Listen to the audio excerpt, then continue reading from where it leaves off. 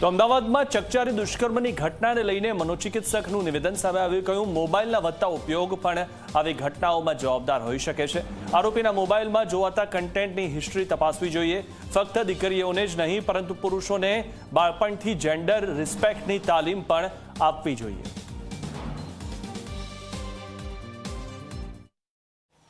ગુજરાતમાં અમદાવાદમાં જે પ્રકારની ઘટના બની એ ઘટના તમામ લોકોને હચમચાવી દે એ પ્રકારની છે, પરંતુ એની સામે સૌથી મહત્વનો સવાલ એ છે કે આ જે સિક્યુરિટી ગાર્ડ છે એની માનસિક વિકૃતતા કેવી છે, એના વિચારો કેવા છે, એ શું એવી પ્રેરણાનું સ્ત્રોત શું છે કે જેના કારણે એણે આવો અપરાધ કર્યો. એની માટે વાતચીત કરવા માટે આપણી સાથે મનોચિકિત્સક ઉપસ્થિત છે. એમની સાથે વાતચીત કરીશું. એમને પૂછીશું કયા પ્રકારની સ્થિતિ અત્યારે સમાજમાં આપ જોઈ રહ્યા છો, કારણ કે ઘણો બદલાવ અને ગુજરાત તો મહિલાઓ માટે સુરક્ષિત રાજ્ય અને એમાં આ પ્રકારની સ્થિતિ શું કહેશો? ખાસ મારે કહેવું છે કે જે પણ આ જુદી જુદી બનાવો બની રહી છે, હવે આ એક સિક્યોરિટીનો કેસ થયો, પણ ભણેલા ગણેલા લોકોમાં પણ આવું થતું જ હોય છે. તો શા માટે?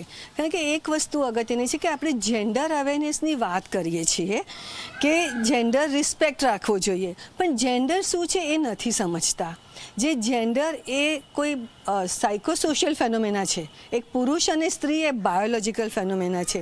જ્યાં સુધી છોકરાઓ નહીં સમજે નાનપણથી જ કે છોકરીઓ સાથે કેવી રીતે વર્તન કરવાનું, એમને કેવી રીતે માન આપવાનું, અને છોકરીઓ એટલે શું, જ્યાં સુધી એક ડીપ સીટેડ સમાજમાં જે પુરુષ અને સ્ત્રી વચ્ચેનો ભેદભાવ છે, નાનપણથી જે રીતે આપણે એમને ઉછેરીએ, નાનપણથી જે આપણે એમને છૂટ આપીએ કે ન આપીએ, એ બધાના ભોગ હવે છોકરીઓ વધારે બને છે. કારણ કે છોકરીઓ વર્કિંગ થઈ છે, એ લોકો પીજીમાં રહીને પણ કામ કરતી થઈ છે. તો સમાજની જવાબદારી હવે વધે છે કે કેવી રીતે એમને વધારે સેફ રાખવી. આ બધી વાતો ઓફકોર્સ એ સિક્યોરિટીની વાત થાય અને કદાચ તમારા સવાલનો જવાબ ન થાય, પણ એ સિક્યોરિટી સિસ્ટમને પણ સમજવાની જરૂર છે અને એમાં જે બદલાવની જરૂર હોય પીજીમાં કે ગમે ત્યાં તે પણ થવો જોઈએ. અચ્છા, સૌથી મોટો સવાલ કે વિકૃતતા પાછળનું કારણ તમે શું જોઈ રહ્યા છો? કારણ કે એક છોકરી પોતાના જ ઘરના ધાબે ફરી રહી છે, સોસાયટીમાં જ છે, બહાર પણ નથી નીકળી, અને ત્યાં આ પ્રકારની ઘટના કોઈ પુરુષ, શું કારણ હોઈ શકે છે આમાં? પહેલાં તો વાત થઈ તેમ કે જે પુરુષોના મનમાં સ્ત્રીની તરફ જોવાની જે દ્રષ્ટિ છે કે આ એક જ કામ માટે આ બહુ જરૂરી છે અને આ મારે આમ જ કરવું છે, એ વિચાર એના મનમાં આવે છે. એક તો એવો ઉછેર સમાજના વિચારો, અને બીજું જે આજકાલ મોબાઈલના હિસાબે પોર્નોગ્રાફી જોવાય છે ગમે ત્યારે. જો કદાચ તપાસવામાં આવે કે સિક્યોરિટી ગાર્ડ એના મોબાઈલમાંથી શું જોઈ રહ્યો હતો છેલ્લા 24 કલાકની અંદર, હિસ્ટ્રીમાં ખબર પડે તો કદાચ આપણને ખ્યાલ આવે કે આવું બધું જોતા હોય છે. અને જોવે પછી એક પ્રકારના એમના વિચારો બદલાય અને કંઈ પણ કરવા માટે એમની તૈયારી જાણે થઈ જાય છે.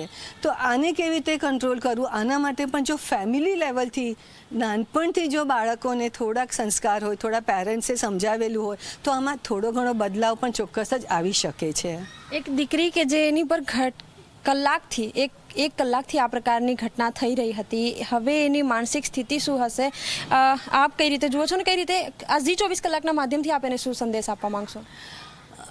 એક તો સંદેશ છોકરીને આપવા માંગુ છું કે જે થયું છે એમાં તારી ભૂલ નથી, કરનારની ભૂલ છે. હંમેશા આપણે છોકરીઓને દોષ આપીએ છીએ અને છોકરીઓ પણ પોતાને દોષિત માનવા લાગે છે કે મારી સાથે આવું થયું, હવે મારા જીવનનું શું? કરનારનો વાંક છે, છોકરીનો વાંક નથી.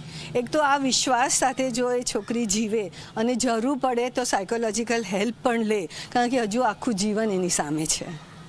બિલકુલથી. તો આખા ગુજરાતને હચમચાવી દે એ પ્રકારની ઘટના અમદાવાદના આનંદનગર વિસ્તારની એક સોસાયટીમાં બની. જો કે પોલીસે ઘટનાના કલાકો બાદ જ આરોપીને પકડી પાડ્યો છે, પરંતુ હવે અપેક્ષા એ પ્રકારની છે કે આ આરોપીને કડકમાં કડક સજા આપવામાં આવે કે જેથી બીજી વખત કોઈ પણ વ્યક્તિ, એ ભલે સિક્યુરિટી ગાર્ડ હોય કે કોઈ પણ વ્યક્તિ હોય, આ પ્રકારનું કૃત્ય કરતા પહેલા 10 વાર વિચારે. કેમેરામેન અમિત મકવાણા સાથે સપના શર્મા, ઝી 24 કલાક, અમદાવાદ.